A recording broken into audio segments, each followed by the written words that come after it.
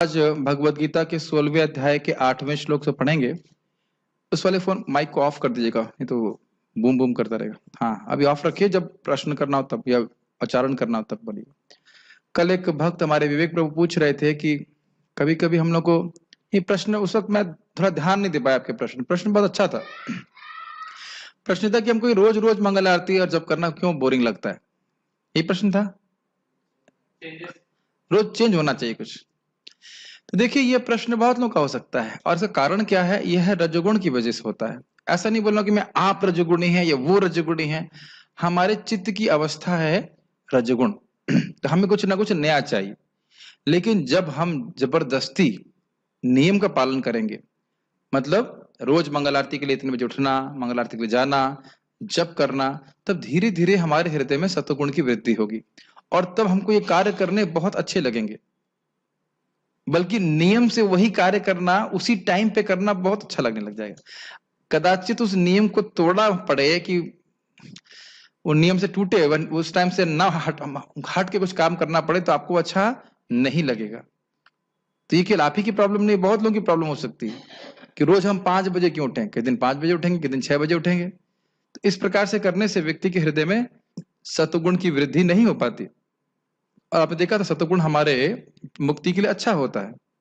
तो ना चाहते हुए भी ऐसे भक्तों के संग में रहें जो नियमित जीवन जी रहे हैं, तो फिर व्यक्ति आसानी से उस नियमित जीवन को जी पाता है और अच्छा लगता है। Make sense? मेरा अनुभव है कि कुछ विशेष तपस्या करना लोगों के लिए आसान होता है, लेकिन सामान्य तपस्या, सामान्य मतलब जो देखने में आसान लग रही है, उसको रोज करना बहुत मुश्किल होता है। मेरी बात समझ है? रोज 16 माला, 15 नहीं, 12 नहीं, कम से कम रोज 16 माला मेंटेनेंस करना मुश्किल होता है लोगों को। तो लेकिन मुश्किल है, असंभव नहीं। तो व्यक्ति जब करेगा तो उसके हृदय में सत्वगुण बढ़ेगा, तो उसे करना बहुत अच्छा लगेगा। ठीक है, तो पढ़ते हैं आगे। हाँ, एक और इंटरेस्टिंग बात थी कि एक भक्त ने बहुत अच्छा बोला था कि ब्राह्मण अपनी विद्या से कभी संतुष्ट नहीं होता, क्षत्रिय अपने राज्य से संतुष्ट नहीं होता, वैश्य अपने धन से कभी संतुष्ट नहीं होता और शूद्र कभी संतुष्ट नहीं होता। वो हमेशा शोक करता रहता है, ये नहीं मिला आज, वो नहीं मिला, ऐसे करके। मुझे काफी अच्छा कमेंट लगा था। पढ़ते हैं भगवत गीता का। आज का विषय क्या है? विषय है कि भगवान आसुरिक सिद्धांतों को बता रहे हैं और इन तीनों आसुरिक सिद्धांतों में, ये 3 प्रकार के सिद्धांत हैं। सिद्धांत मतलब फिलॉसफी, दर्शन, और उन तीनों दर्शनों का मूल बात यह स्थापित करना है कि भगवान नहीं है, ईश्वर नहीं है। क्या है? क्या नाम है इनका? श्रीनाथ जी प्रभु, आज का विषय क्या है?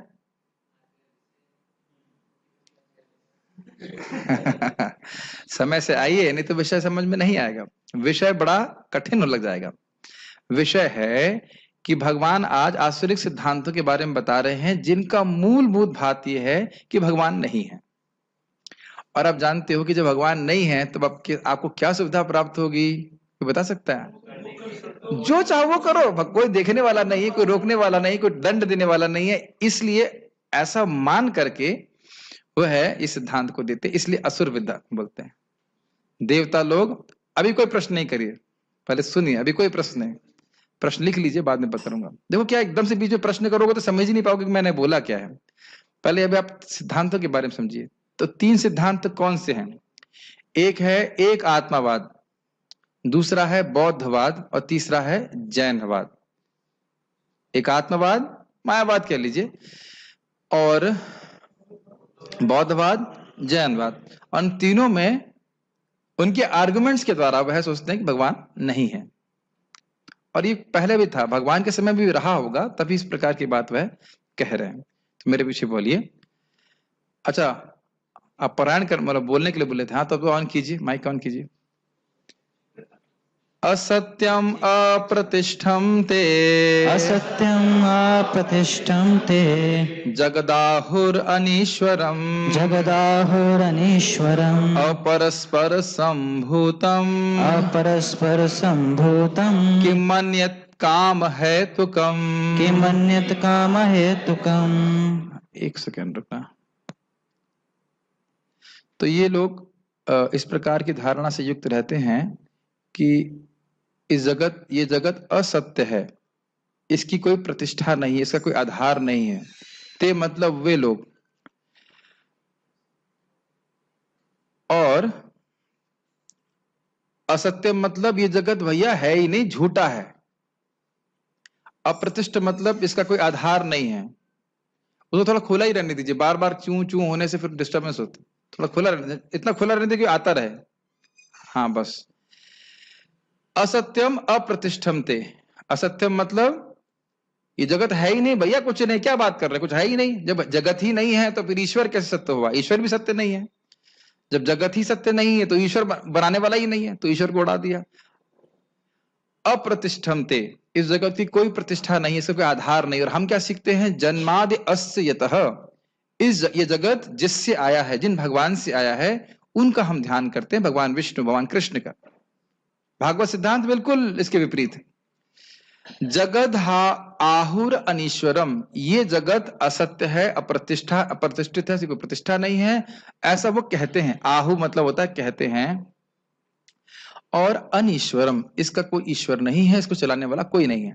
और ये तो आप सुनते ही सिद्धांत, बिग बैंग, बिग बैंग, बहुत बड़ा विस्फोट हुआ जिससे सारी सृष्टि हुई। और भक्त लोग क्या कहते हैं? Not big bang but big brain. ये सुंदर है ना? Not big bang but big brain. Big brain is Krishna's brain, भगवान का बुद्धि के द्वारा इस जगत की सृष्टि हुई है। ठीक है, ठीक है, चलने दीजिए। अपरस्पर संभूतम, इसका कोई उद्देश्य से नहीं रचा गया है। जैसे एक कुंभकार, कुंभकार समझते हैं आप? कुम्हार किसी उद्देश्य लेकर के मटकी बनाता है। जैसे आप मृदंग देखते हो तो एक उद्देश्य लेकर के मिट्टी को इस रूप में रखा गया है ताकि वो मृदंग का मटका बन सके। सभी भक्तों से अनुरोध है कि आप लोग टाइम से आइए, ठीक है ना? टाइम देख रहे हैं, लेट तो नहीं हुआ है, थोड़ा जल्दी आइए, नहीं तो फिर समझ में नहीं आएगा क्या बात करें। और उससे बार बार कथा में, क्लास में व्यवधान पड़ता है। इतना सुबह से शाम तक हम लोग इतना व्यस्त नहीं किसी को दिए हैं कि 7 बजे ना पहुंच सके। तो कम से कम 7 बजे बनने का, मेरे को बहुत क्लास में डिस्टर्ब होता है, क्लास का फ्लो पूरा टूट जाता है। ऐसे जैसे हम लोग पिक्चर देखने के लिए नहीं आ रहे हैं। थोड़ा ध्यान दीजिए इस बात पे। और रोज होता हुआ देख रहा हूं तो गलत बात है, मेरा फ्लो टूट जाता है। क्या बात कर रहा था मैं अभी? हाँ, कुम्हार। तो अपरस्पर संभूतम मतलब ये कोई किसी उद्देश्य से ये जगत नहीं बनाया गया। और इसी में रिसर्च चल रही है कि जगत का उद्देश्य क्या है, क्यों ब्रह्मांड बनाया गया है, किसने बना, किसने तो बोलते ही नहीं। वो किसने नहीं बोलते, वो किसने बनाया है कभी नहीं बोलते। क्यों, क्यों आया है, ऐसे शब्द यूज करते, क्यों आया, ऐसा प्रश्न उठाता है। तो ये सब बातें वो करते हैं। किम अन्यत काम है तो कम, काम इच्छा के अलावा से क्या उद्देश्य है? जगत को भोगो। तो आप देख सकते हैं कि ईश्वर को गायब किया और भोग इच्छा को स्थापित कर रहे हैं इस तरह के। तो यह आश्रित सिद्धांत है। ईश्वर को हटा दो, कभी प्रश्न नहीं करेंगे मेरी आंख किसने बनाई, कभी प्रश्न नहीं करेंगे नाक किसने बनाई और क्यों। तो ये सबसे, और अगर नहीं प्रश्न करेंगे तो क्या उत्तर आएगा? भोग के लिए बनाइए, जो मन में आए वो खाओ, जो मन में आए सूंघो, जो मन में आए देखो। ये सब आसुरिक सिद्धांत हैं। क्या आप समझ पा रहे हैं कि आसुरिक क्यों है? ईश्वर को गायब कर दो और भोग वासना को सामने रख दो, सेंटर में रख दो। ये असुर के सिद्धांत है। क्लियर? पढ़ते हैं आगे। कहां थे?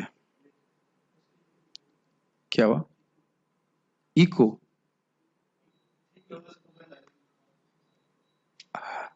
इको हो रहा है। मैंने म्यूट तो कर दिया सबको।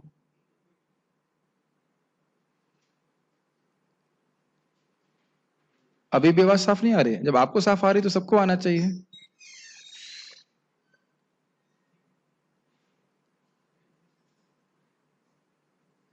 ओके, आज बहुत दिन खराब है, सारा सब गड़बड़ हो रहा है।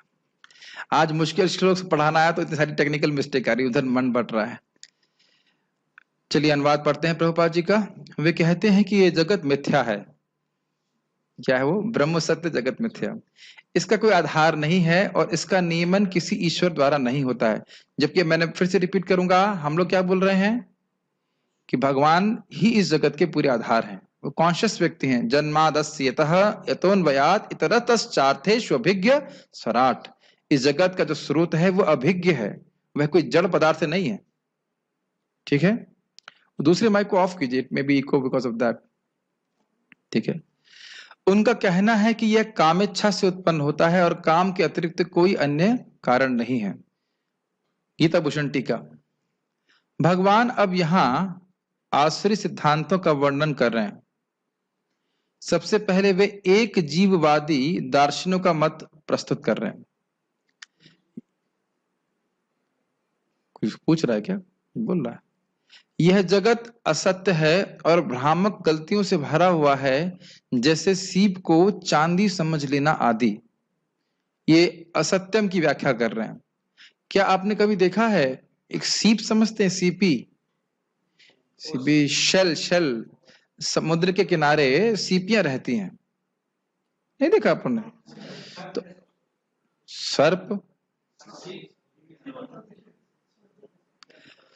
तो उसमें अंदर में हल्की हल्की कोई चमक रहती है, तो ऐसा लगता है कि चांदी का वर्क लगा रखा हो, लेकिन क्या उसमें चांदी होता है?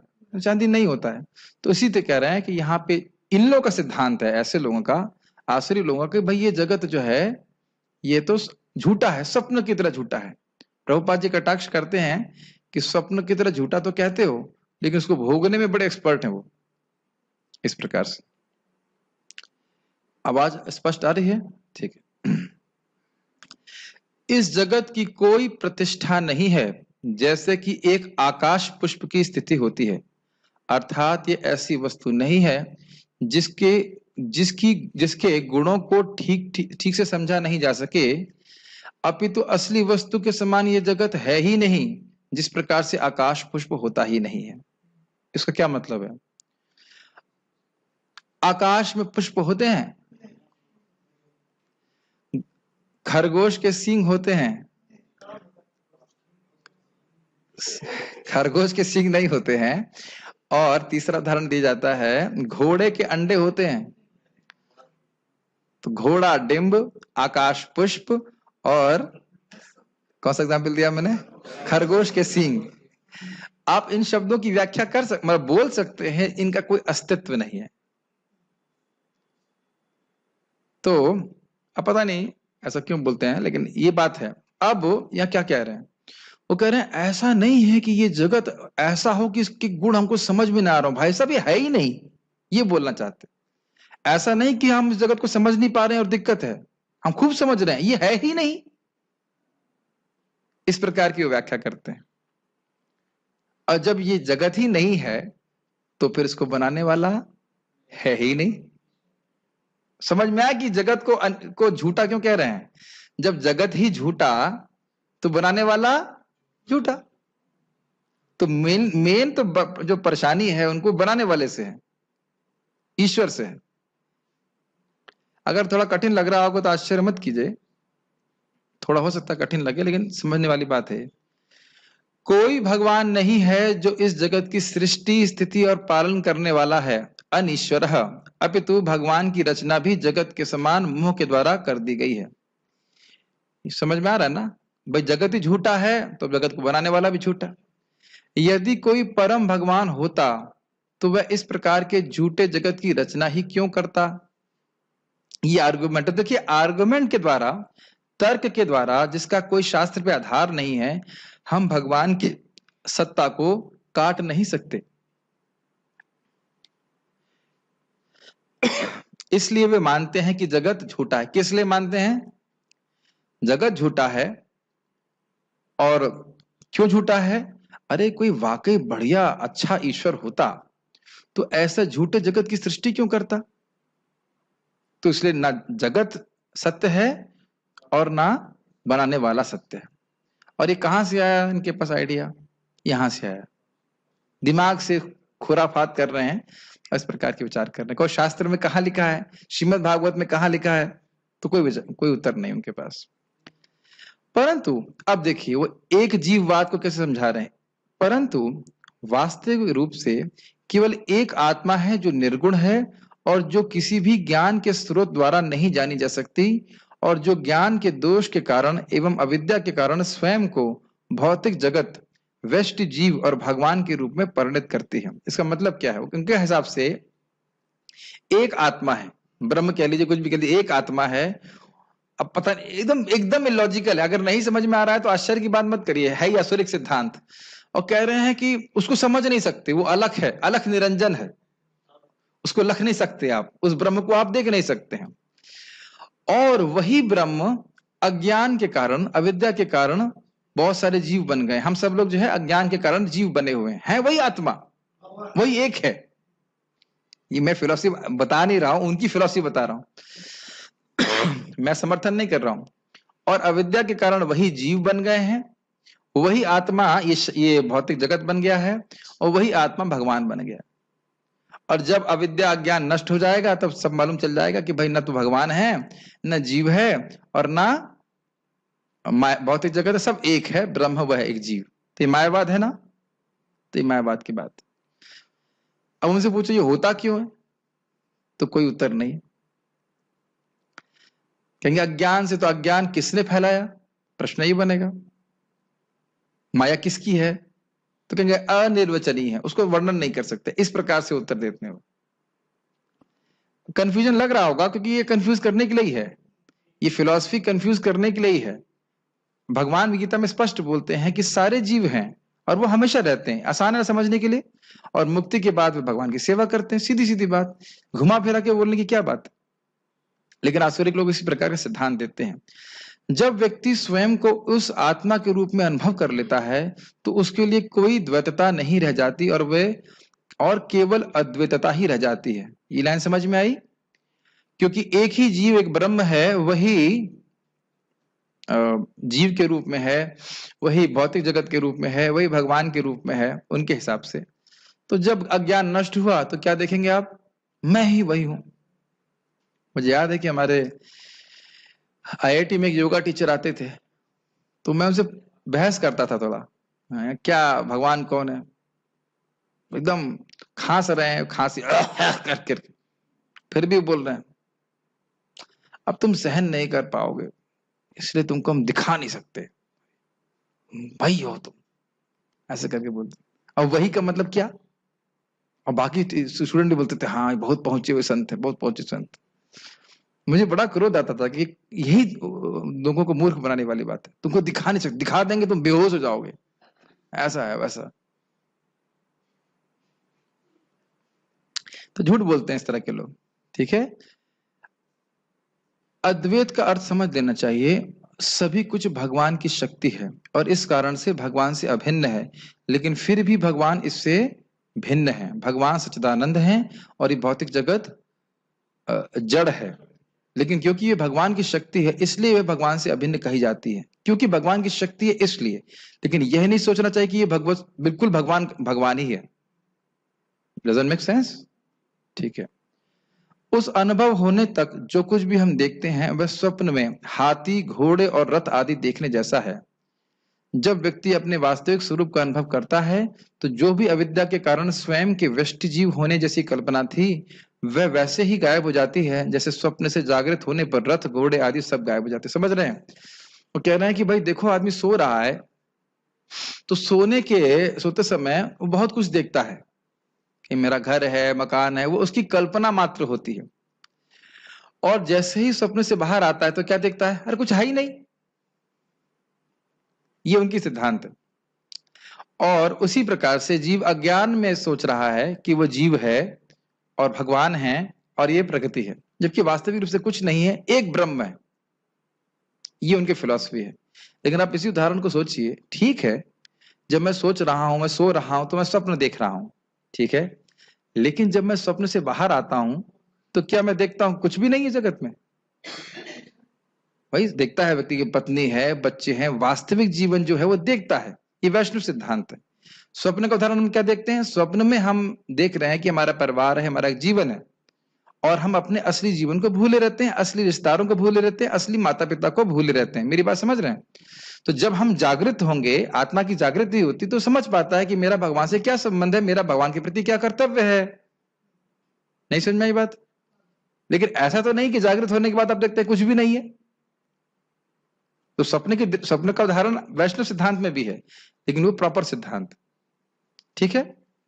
यहां तक समझ में आया कैसे? एक ये क्या बोल रहे हैं, ये जगत है ही नहीं भैया, इसके कहीं से इसको कोई आधार नहीं है, इसको बनाने वाला झूठा है, और एक ही आत्मा है जो जीव, भगवान और प्रकृति के रूप में परिणित हो रही है। जब अज्ञान नष्ट हो जाएगा देखेंगे बस एक ही आत्मा है, लेकिन देखेगा कौन? ये एक प्रश्न बन रहा है ना कि इनके सिद्धांत से जब अज्ञान नष्ट हो जाएगा तब व्यक्ति देखेगा कि कोई द्वैतता नहीं है। कौन देखेगा?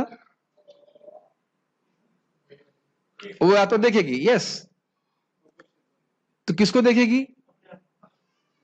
नहीं, आप थोड़ा विचार कीजिए, थोड़ा थोड़ा सा ब्रेन स्टॉर्मिंग कीजिए।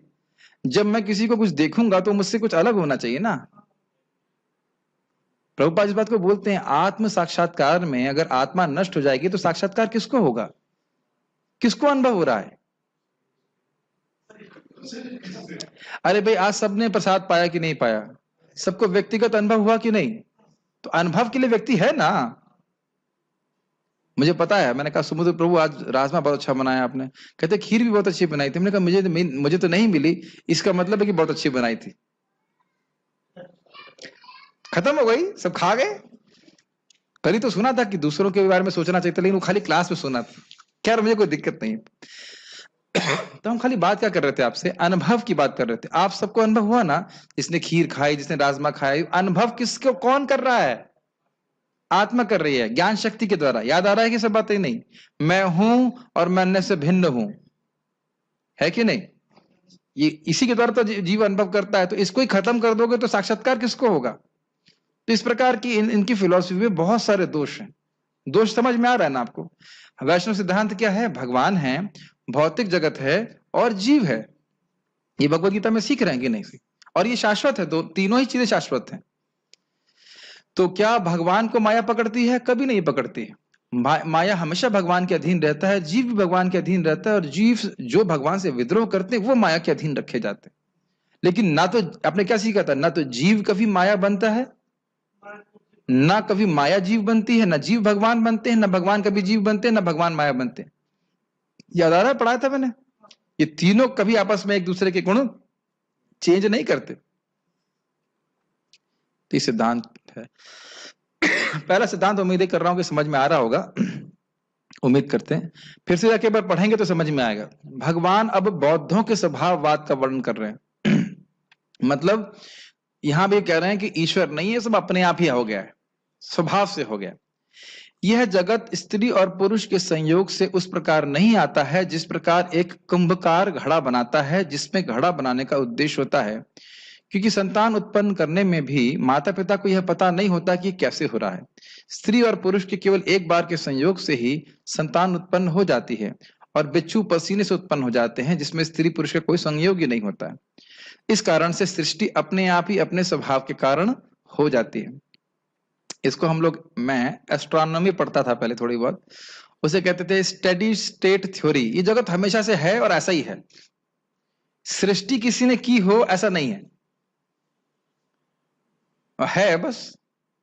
अब कैसे हुआ ना, है कोई सृष्टिकर्ता की आवश्यकता वह नहीं समझते हैं। तो ये कह रहे प्रकृति अपने स्वभाव से ही, अपने से ही इस जगत की सृष्टि कर देती है।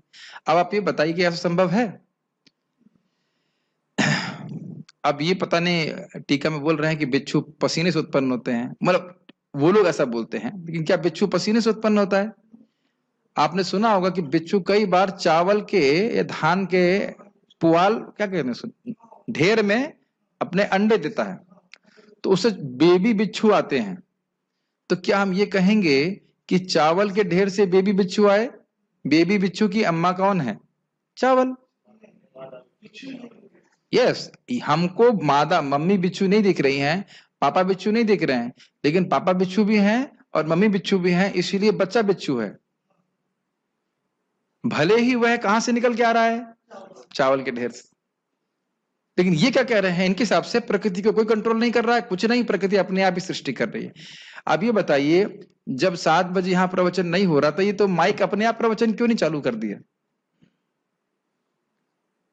कोई इस प्रकार से कहे नहीं भाई ये व्यक्ति प्रवचन नहीं कर रहे हैं, ये माइक प्रवचन कर रहा है, क्या ये सही है? कोई देख रहे ना, ऐसे बेवकूफी के सिद्धांत हैं और उस पर पूरा एक कह सकते हैं धर्म स्थापित है। ऐसा लगेगा कि हम किसी की निंदा कर रहे हैं। मैं कर रहा हूं निंदा? भगवान कह रहे हैं कि आसुरिक सिद्धांत है। इसीलिए क्या है, वेद ना मानिले बौद्ध हैल नास्तिक। वेद को ना मानने के कारण बौद्ध धर्म नास्तिक धर्म है, उनका भगवान पे कोई विश्वास नहीं रहता। क्लियर समझ में आ रहा है? तो यानी इनके हिसाब से क्या कह रहे हैं, जैसे कुंभकार एक घड़ा बनाता है, घड़ा ही क्या बनाता है, घड़ा बनाता है, सुराही बनाता है, और क्या बोलते हैं, प्याली बनाता है, दिए बनाता है, और क्या बनाता है, कुल्हड़ बनाता है। सभी का एक ही प्रयोजन है। और आप जान रहे हैं कि कुंभकार जब बना रहा है तो क्या क्या चीजें होती हैं, मिट्टी होती है उपादान कारण, उसके बाद चाक होता है निमित्त कारण, जिससे चीजें वस्तुएं बन रही हैं, और जिससे और मट्टी मट्टी से कुछ वस्तु बनी है, और सबका भिन्न भिन्न आकार है, मतलब उनका भिन्न भिन्न प्रयोजन है। और इसके पीछे एक कुंभकार है, एक जीवित व्यक्ति। क्लियर? तो कुंभकार कौन है इस जगत का, भगवान। और निमित्त कारण क्या था, काल शक्ति। और उपादान कारण क्या है, माया, यानी कि प्रधान प्रधान के रूप में सारे भौतिक तत्व आते हैं। तो इनका जब भगवान काल शक्ति का शोभ करते हैं तो प्रधान से में एक्टिव होता है, उसके बाद सृष्टि होती है। प्रकृति के गुण भी अपने आप सृष्टि नहीं कर सकते हैं। उद्धव प्रभु समझ में आ रहा है? कुंभकार कौन है, कौन है कुंभकार? यस, भगवान कुंभकार है, एक एक कृष्ण। और निमित्त कारण कौन है, चाक कौन है? चाक समझ रहे हैं? चाक है काल शक्ति। आप मायावादी हो क्या, एक ही उंगली उठाते हो, एक एक। और मिट्टी कौन है, माया शक्ति, जो जड़ पदार्थ है। क्या ये समझना मुश्किल हो रहा है? कितना सिंपल सिद्धांत है, कितना आसानी समझ में आए। अब मैं कहूं कि नहीं मिट्टी है, अब मिट्टी अपने से ही मृदंग के रूप में हो गई, मिट्टी अपने से ही हारमोनियम के रूप में हो गई, मिट्टी अपने से ही माइक के रूप में हो गई, कोई स्वीकार करेगा बताइए? नहीं स्वीकार करेगा ना। तो ये सब जो है फिर भी लोग स्वीकार करते हैं, तो ये आश्चर्य प्रवृत्ति होने के कारण स्वीकार करते हैं। ये सब प्रभुपाद जी अपने तात्पर्य में लिखेंगे, डिटेल में मैं समझा दे रहा हूं, फिर वहां पे दोबारा चर्चा करेंगे। अच्छा, अब हम लोग लोकायत चारवाक का सिद्धांत देख रहे हैं, यानी चार सिद्धांत हैं शायद।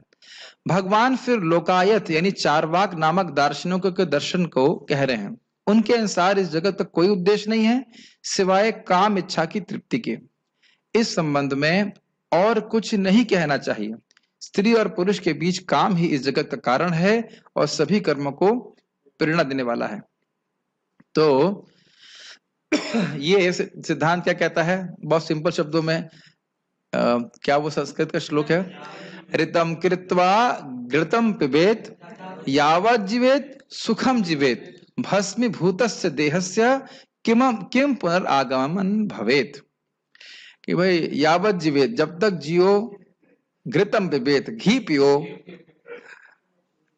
यावत् जीवेत सुखम जीवेत, आगे क्या है, ऋतम घृणम ऋणम ऋणम कृत्वा घृतम पिबेत।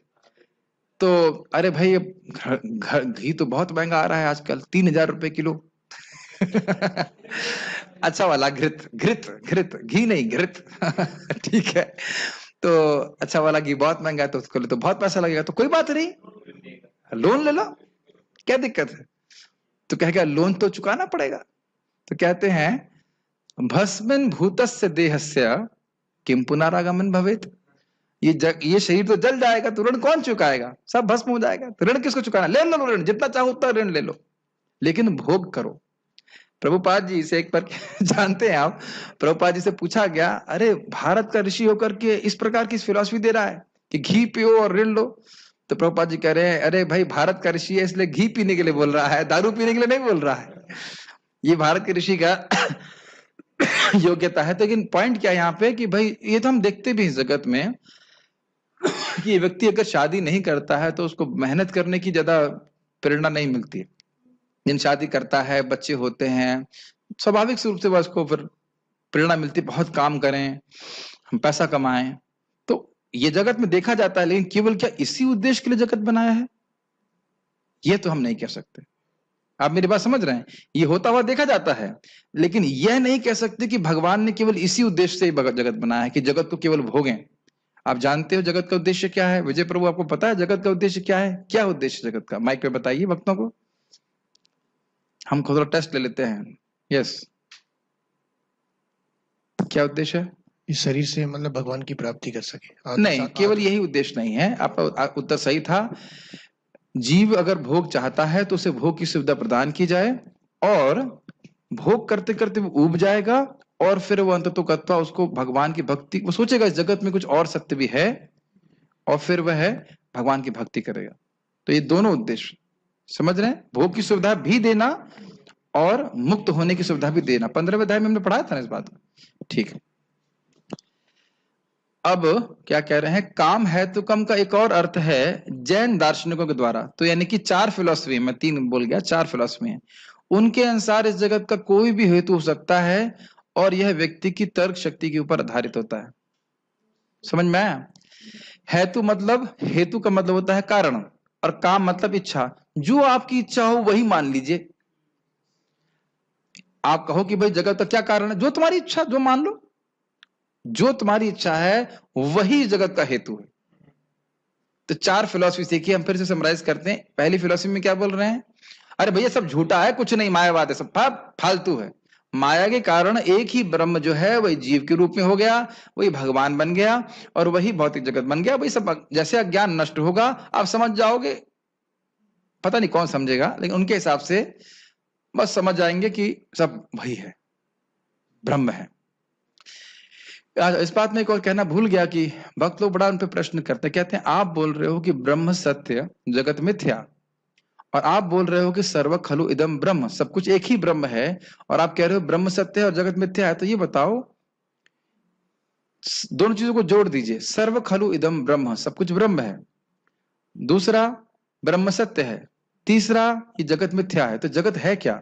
अगर सब कुछ ब्रह्म है तो जगत भी ब्रह्म है, और अगर जगत ब्रह्म है तो जगत मिथ्या नहीं, क्योंकि आप बोल रहे हो कि ब्रह्म सत्य है। तब कहना क्या चाहते हैं? तो उनकी फिलॉसफी में बहुत सारे दोष हैं, और लोगों को भ्रमित करने के लिए ही शिव जी शंकराचार्य जी के रूप में आए, और इस प्रकार से उन्होंने ये मायावाद का शास्त्र बचाया। अच्छा, अब आप ये समझ रहे हैं, भगवान को आज्ञा थी कि ये मायावाद फैलाओ ताकि लोगों में भौतिकतावाद बढ़े। यह समझ में आ रहा है कि भौतिकतावाद क्यों बढ़ेगा? क्योंकि ईश्वर को गायब कर देंगे। ये समझ में आ रहा है कि ईश्वर गायब कैसे हुए? जगत झूठा तो फिर ईश्वर जिसको बनाने वाला वही झूठा, ऐसे कर। बौद्ध का सिद्धांत क्या सीखा हमने? सब भूल गए, बहुत कठिन हो रहा है। बौद्धवादियों का, हाँ, नास्तिकतावाद सिद्धांत था। बौद्धवाद हमने क्या सीखा था? बौद्धवाद कह रहे हैं कि इस जगत को बनाने का कोई उद्देश्य नहीं है, जैसे कुंभकार बनाता है ऐसा कोई उद्देश्य नहीं है, अपने आप आ गया प्रकृति के स्वभाव से। और चार्वाक सिद्धांत क्या है? भाई ये जगत तो भोग के लिए बना है। और जैन सिद्धांत क्या है? जो इच्छा मानो, तुम जो मानते हो वही इस जगत का कारण है। मतलब भोगना चाहते हो, विरक्त होना चाहते हो, कुछ भी मान लो, वही जगत का कारण है। तो इसमें भगवान कृष्ण कहाँ आए? इन चारों सिद्धांत में कहीं नहीं आए। अब इससे अधिक व्याख्या इसलिए नहीं कर सकता मैं, क्योंकि मान लो अगर वो स्वर्ग नरक की बात भी करे तो उनके आपसे क्या है? सब झूठा है, सब झूठा है।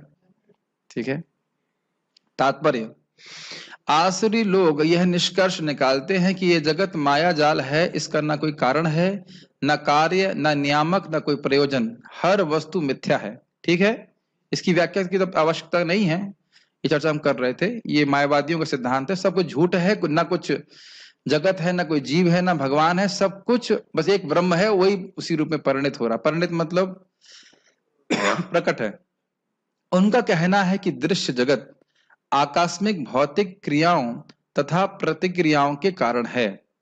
ये इसका लाइन का अर्थ समझे। इसका अर्थ यह है कि ये बौद्ध वालों का सिद्धांत है कि प्रकृति अपने आप ही इस जगत की सृष्टि कर रही है, इसके पीछे करने वाला कोई कंट्रोलर नियामक नहीं है। जो जैसे मिट्टी अपने आप ही घड़ों के रूप में परिणित हो रही है, ये सिद्धांत।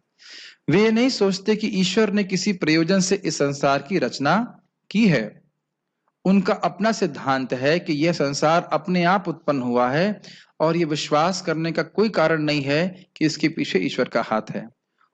तो स्पष्ट है, they think there is no controller. उनके लिए आत्मा तथा पदार्थ में कोई अंतर नहीं होता, और वे परम आत्मा को स्वीकार नहीं करते हैं। ये भी बात हुई तेरा व्याख्या। वो कहते हैं आत्मा पदार्थ कुछ नहीं है, एक ही ब्रह्म है जो आत्मा के रूप में, पदार्थ के रूप में और भगवान के रूप में परिणत है। तो प्रभुपाद जी सब उसमें लिखे रखे हैं। उनके लिए हर वस्तु पदार्थ मात्र है और पूरा जगत मानो अज्ञान का पिंड, अज्ञान के कारण ही व्यक्ति इस प्रकार से सोच रहा है। उनके अनुसार प्रत्येक वस्तु शून्य है और जो भी सृष्टि दिखती है वे केवल दृष्टि भ्रम के कारण है। जैसे कि हम स्वप्न में देखते हैं कुछ, उस प्रकार से जगत की सृष्टि है। कहीं कहीं ऐसी भी एक फिलॉसफी है, दृष्टि सृष्टि, मतलब कोई वस्तु है, उसकी सृष्टि तब होती है जब आप देखते हो उसको। ना कितना बेवकूफी वाला सिद्धांत है, isn't it? आशुतोष को जब मैं देख रहा हूं तब इनकी सृष्टि होगी, मैं नहीं देख रहा हूं तो ये नहीं है। आप स्वीकार करेंगे ऐसा? कित अद्भुत बात है कि ये श्रीधर स्वामी जब टीका में लिखते हैं, तो यानी 1200 साल पर जब टीका लिखी तब भी ऐसी फिलॉसफी थी, दृष्टि सृष्टि। कितना अजीब है ना। मैं पार्थ प्रभु को देख रहा हूं, परशुराम प्रभु को देख रहा हूं, जैसे देख रहा हूं आपकी सृष्टि हुई, अब नहीं देख रहा हूं तो नहीं है। आप स्वीकार करेंगे इस बात को? मैं सही में जब मैं ऐसी फिलॉसफी सुनता हूं तो मुझे आश्चर्य होता है कि क्या ऐसी फिलॉसफी को भी कोई स्वीकार कर सकता है। और उदाहरण क्या देते हैं, जैसे स्वप्न में जैसे जैसे आप देखते जा रहे हैं वैसे वैसे दृश्यों की सृष्टि होती है, ये तो मानते हैं ना, वैसा उदाहरण दे रहे हैं। तो ये वही बात, स्वप्न वाली बात यहां बोल रहे हैं। बेवकूफी की फिलॉसफी, मूर्खतापूर्ण फिलॉसफी, कोई इसका आधार बिल्कुल नहीं होता।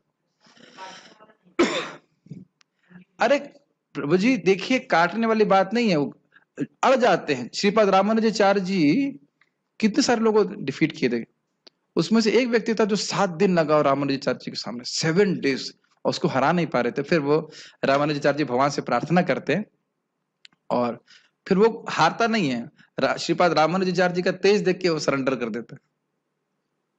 ये एकदम क्या कहते हैं, हटीला समझते हैं, हट कर लेते हैं, बेवकूफी की बात। ऐसे सार्वभौम भट्टाचार्य जी महाप्रभु से आर्ग्यूमेंट करते हैं और बहुत सारे छल का उपयोग करते हैं, लेकिन महाप्रभु सब उनको उन्हीं के आर्गुमेंट में काट देते हैं। ऐसे प्रकाशानंद सरस्वती, तो इनकी फिलॉसफी में 1000 तरह के दोष हैं, लेकिन फिर भी वह स्वीकार नहीं करते। भाई देखिए, एक सत्य है, उस सत्य को सत्य बोलने में कोई दिक्कत नहीं है, लेकिन आप जानते हैं ना कि झूठ को बचाने के लिए बहुत सारे झूठ बोलने पड़ते हैं। इस जगत का ईश्वर है, स्पष्ट है। अब इस बात को आपको छुपाना है तो आपको बहुत सारे गोलमाल करना पड़ेगा, और कहो कि भगवान है तो बहुत आसानी से समझ सकते हैं। भाई मेरे पिताजी जिंदा है कि नहीं है, आप से कुछ लोगों को पता होगा, कुछ लोगों को नहीं पता होगा, लेकिन अगर मुझको देख रहे हैं तो यह तो अनुमान लगा सकते हैं कि मेरे पिताजी कभी रहे होंगे। Does it make sense? आप लोगों के पिता भी हैं या नहीं मुझे पता नहीं, पिताजी कभी ना कभी तो रहे होंगे ना, आपको देख के समझ में आ रहा है। ऐसे ही जगत को देख रहे हैं, भगवान को नहीं देख रहे हैं, लेकिन जगत की विविधता को देख करके व्यक्ति समझ सकता है आसानी से कि भगवान है, isn't it? वो कौन है वो एक अलग प्रश्न है, लेकिन वो है, उस जगत को देख के समझ लेते हैं। लेकिन ये वो तो कह रहे हैं जगत ही झूठा है तो बनाने वाला भी झूठा। उनके अनुसार प्रत्येक, पढ़ लिया हमने, वे इसे सच मान बैठते हैं कि विभिन्नता से पूर्ण यह सारी सृष्टि अज्ञान का प्रदर्शन है। मतलब अज्ञान के कारण ही आप देख रहे हो कि यहाँ पे खंबा है, यहाँ पे दरवाजा है और ये स्पीकर है। जैसे अज्ञान नष्ट हो जाएगा तो आप क्या देखेंगे, कुछ नहीं है, बस ब्रह्म है। ऐसी वो बातें कहते हैं। जिस प्रकार स्वप्न में हम ऐसी अनेक वस्तुओं की सृष्टि कर सकते हैं जिनका वास्तव में कोई अस्तित्व नहीं होता, अतएव जब हम जाग जाते हैं तो हम देखते हैं कि सब कुछ स्वप्न मात्र था। ये भी टीका में पढ़ा था ना। आप स्वप्न देख रहे हो, अपने स्वप्न में ही मानसिक कल्पना से सृष्टि की हुई है, जग जाओगे देखोगे कि कुछ नहीं था। लेकिन हम लोग क्या बोल रहे हैं, ठीक है तुम यह देखोगे कि स्वप्न में कुछ नहीं था, लेकिन इसका अर्थ ये नहीं कि तुम्हारे वास्तविक जीवन में कुछ नहीं था। Yes no? क्यों भाई, वास्तविक जीवन में है ना। उसी प्रकार से प्रभुपाद जी समझाते हैं कि एक भक्त जब उसका आत्म साक्षात्कार जैसे प्राप्त हो जाता है, समझता है कि मुझे कृष्ण के लिए कार्य करना है, ऐसा नहीं कि कुछ भी नहीं करना है, सब कुछ जीरो हो जाता है। इट्स वेरी डेंजरस फिलॉसफी जो भगवान भारतवर्ष में बहुत फैली हुई है। बस लीन हो जाना है भगवान में, परमात्मा में लीन हो जाना है और फिर कुछ नहीं करना। लेकिन वास्तव में यद्यपि असुर ये कहते हैं कि जीवन स्वप्न है, लेकिन वे इस स्वप्न को भोगने में बड़े कुशल होते हैं। प्रभुपाद जी बहुत कटाक्ष कर रहे हैं। कुछ लोग कहते हैं, यही लोग कहते हैं कि ब्रह्म झूठ, ब्रह्म सत्य है, जगत मिथ्या है, लेकिन इसमें हॉस्पिटल क्यों बना रहे हो? आप यह कह रहे हो कि ये जगत झूठा है, ये जगत स्वप्न की तरह है, तो स्वप्न में हॉस्पिटल बनाने का क्या फायदा हुआ? मैं आपका नाम बार बार भूल रहा हूं, नाम क्या प्रभु जी आपका? अंतरात्मा प्रभु। अंतरात्मा प्रभु बताइए, स्वप्न में अगर आपने हॉस्पिटल बनाया तो उसका कोई फायदा है? कोई फायदा नहीं है। तो ये एक तरफ तो कह रहे हैं कि पूरा जगत स्वप्न की बात भांति है, और बहुत प्रयास करके इसमें हॉस्पिटल बना रहे हैं, तो यह तो संगत नहीं बैठता ना। जब आपने कह दिया कि जगत स्वप्न है, तो फिर इसमें हॉस्पिटल बनाने की क्या जरूरत है, या और सेवार्थ संस्थाएं चलाने की क्या आवश्यकता है? क्योंकि उनको प्रसिद्धि चाहिए। और फिर स्वप्न में प्रसिद्धि प्राप्ति करने की क्या जरूरत है? तो बहुत सारी इनकी जो फिलॉसफी है वो प्रैक्टिकल नहीं है। हमें अस्पताल बनाने से कोई आपत्ति नहीं है, लेकिन उस व्यक्ति के द्वारा अस्पताल बनाने से आपत्ति है जो कह रहा है कि जगत झूठा है। Does it make sense? Okay. अतएव इसीलिए प्रॉब्लम यही है कि आजकल लोग कुछ दर्शन प्रस्तुत भी करते हैं, लेकिन उसको जीना नहीं चाहते। और वैष्णव सिद्धांत प्रैक्टिकल भी है, सत्य भी है, और उसको हम अपने जीवन में जी सकते हैं। हम सब कुछ, हमारा वैष्णव सिद्धांत क्या है कि सब कुछ भगवान की शक्ति है, और इस कारण से जब उसका उपयोग भगवान के लिए होता है तो ये दिव्य रूप से कार्य करती है, हम इसे बंधन में नहीं पड़ते हैं, और ये शास्त्र अनुमोदित है। यज्ञार्थात् कर्मणो अन्यत्र लोकोयम कर्म बंधना। भगवान विष्णु की प्रसन्नता के लिए जो कार्य किया जाता है उससे व्यक्ति कभी कर्म बंधन में नहीं फंसता। Make sense? और उसके लिए हम अपनी भौतिक, तथाकथित भौतिक वस्तुओं का उपयोग करते हैं। अतएव वह ज्ञान अर्जन करने के बजाय अपने स्वप्न लोक में अधिकाधिक उलझ जाते हैं। उनकी मान्यता है कि जिस प्रकार शिशु केवल स्त्री पुरुष के संभोग का फल है, उसी तरह ये संसार बिना किसी आत्मा के उत्पन्न हुआ है। ये लाइन समझ में आई? जैसे स्त्री पुरुष को पता नहीं चलता कि कैसे संतान उत्पत्ति हो गई, माँ को पता नहीं चलता कि बच्चा कैसे पेट में बढ़ रहा है, उसी तरह कोई बनाने वाला नहीं है, कुंभकार की तरह अपने आप ही जगत आ गया। इसकी व्याख्या हम लोग सुने थे अच्छे से।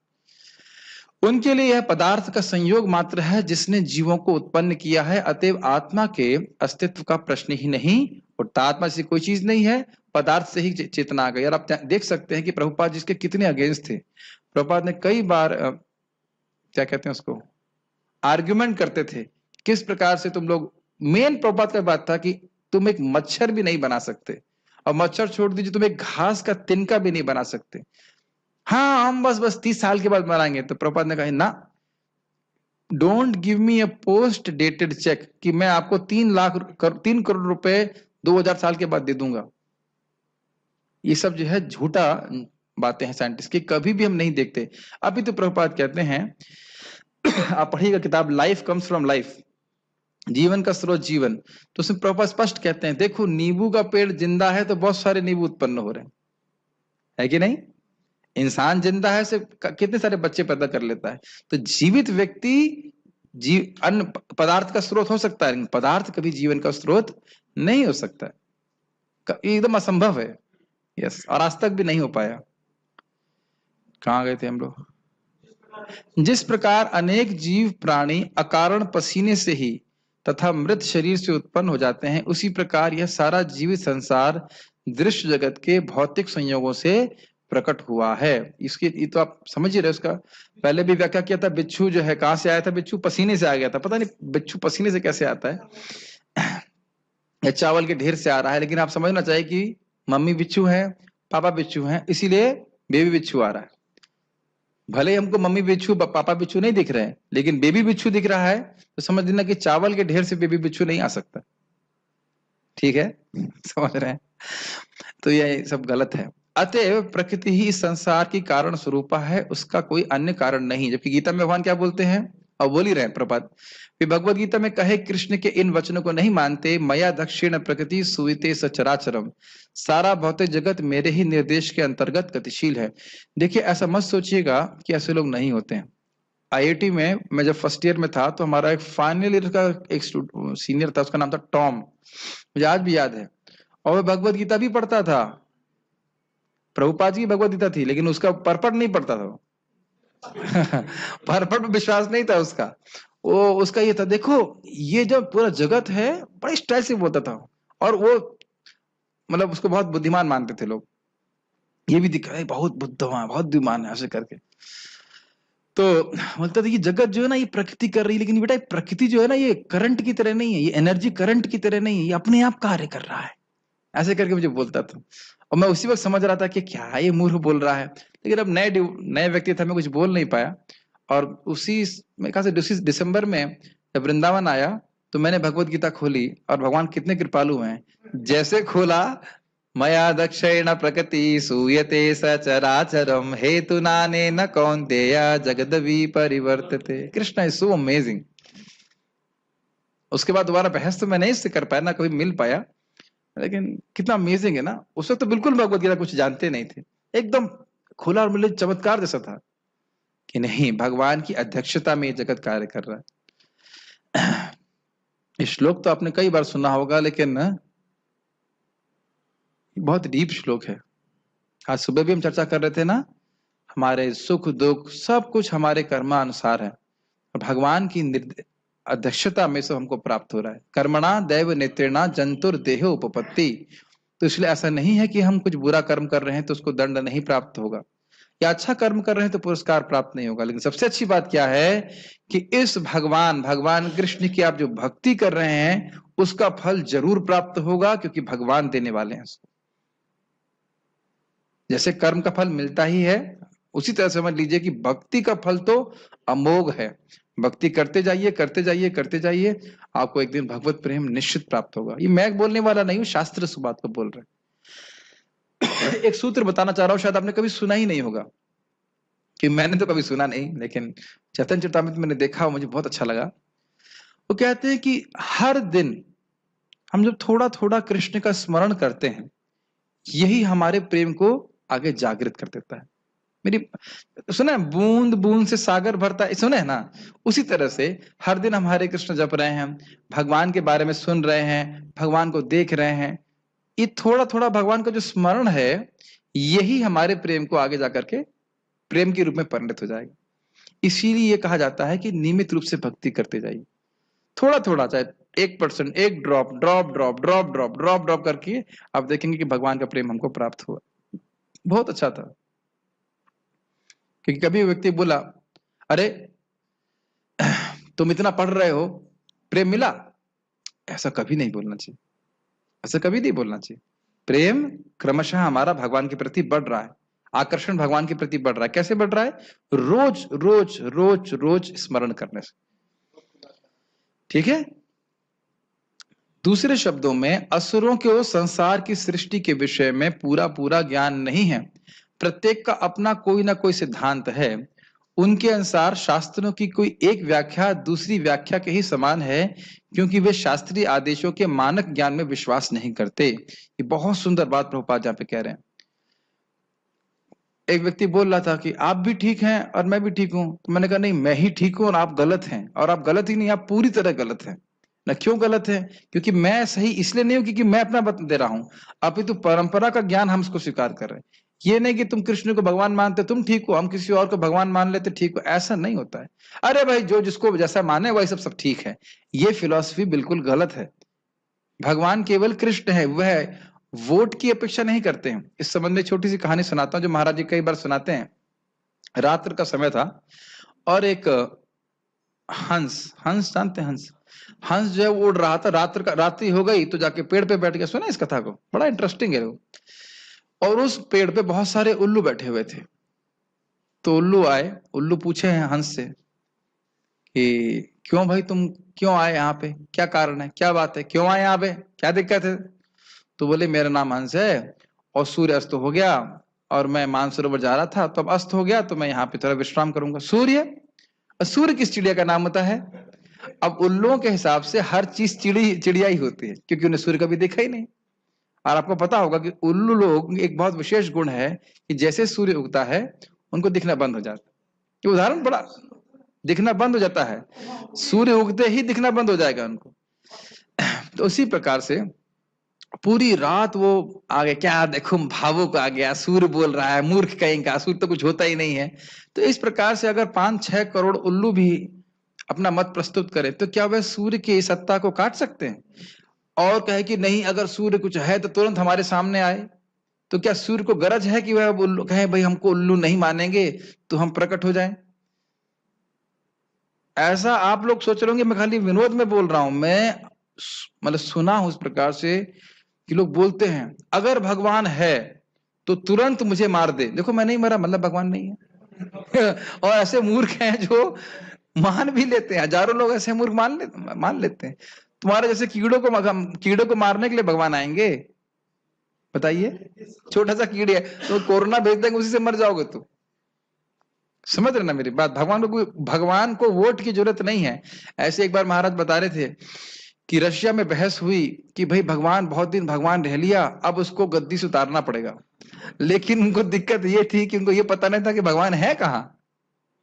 तो इस प्रकार से ये प्रयास लोगों का चलता ही रहता है कि भगवान को मार दिया जाए, भगवान को गायब कर दिया जाए। लेकिन भगवान कभी गायब नहीं हो सकते, भगवान भगवान ही रहते हैं। तो हमने ये सब सीखा कि आश्रित सिद्धांत केवल आज से ही नहीं है, हमेशा से है, और अब ये थोड़ा और अधिक बढ़ गया है। वही सिद्धांत मोटा मोटी रहते हैं, घूम फिर करके आ जाते हैं। किसी को कोई प्रश्न है तो हम ले सकते हैं। एनी क्वेश्चंस ऑन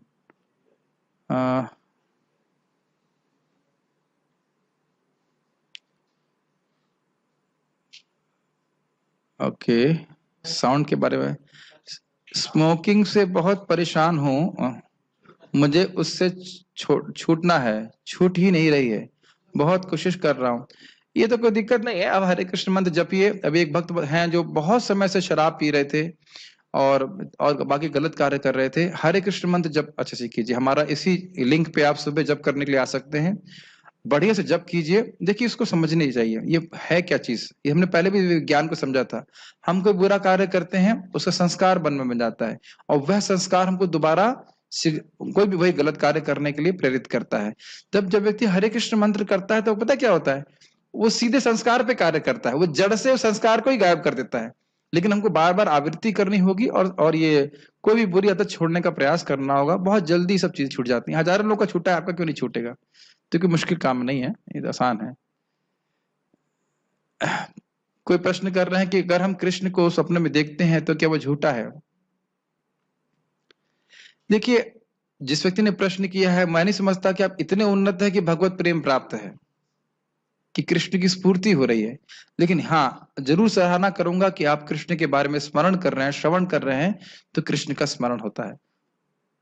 कृष्ण, हाँ, शास्त्र की बात है कि कोई स्वप्न में भी कृष्ण का नाम बोल देता है तो उसको नरक नहीं जाना पड़ता है। तो कृष्ण का स्मरण चाहे स्वप्न में हो और चाहे जागृत में हो, अच्छा ही, इसमें कोई दिक्कत नहीं है। ठीक है, ओके, आगे क्या प्रश्न है? तिलक लगाते हूं तो कोई कई लोग बोलते हैं कि क्या लगाया है, उनकी बोलती हुई ये शास्त्रों में दिया है कि भगवान विष्णु के चरण हैं और नीचे तुलसी पत्र है, पर वो लोग बोलते हैं कि हम शास्त्रों को नहीं मानते। तो ऐसे लोगों को क्या बोलना चाहिए? फिर कुछ नहीं बोलना चाहिए, केवल तिलक लगाते रहिए। जो लोग शास्त्र को नहीं मानते हैं वो आपके तिलक को देखेंगे। महाराज बता रहे थे इस तिलक से ही बहुत लाभ हो जाता है। कह रहे अमेरिका में थे और एक भक्त ने कुछ तो था, कुछ प्रॉब्लम था, उनका चालान होने वाला था, और महाराज वहां बैठे थे। हाँ, बेल्ट नहीं लगाई थी, यस, बेल्ट नहीं लगाई थी, और वहां बड़े स्ट्रिक्ट हैं, तो चालान होने वाला था। इतने में वो चालान जो भी था, पुलिस इंस्पेक्टर था या कोई माता जी थी, जो भी वो देखने आई, तो महाराज से पूछी ये क्या है? महाराज ने तिलक लगा रखा। नहीं, व्हाट इज दिस पेंट, ये पेंट क्या है? तिलक को देख करके तो महाराज बोले दिस इज होली क्ले, ये एक पवित्र मिट्टी है, और भारत में इस प्रकार से हिंदू लोग उसको लगाते हैं। तो देख करके ठीक है फिर उसने हाँ, तो कह लगे तुम संत हो, ऐसे करके अब उसके उनको छोड़ दिया। तो क्या है कि तिलक का बड़ा फायदा होता है, यहाँ भी बहुत फायदा होता है, लोग मान जाते हैं।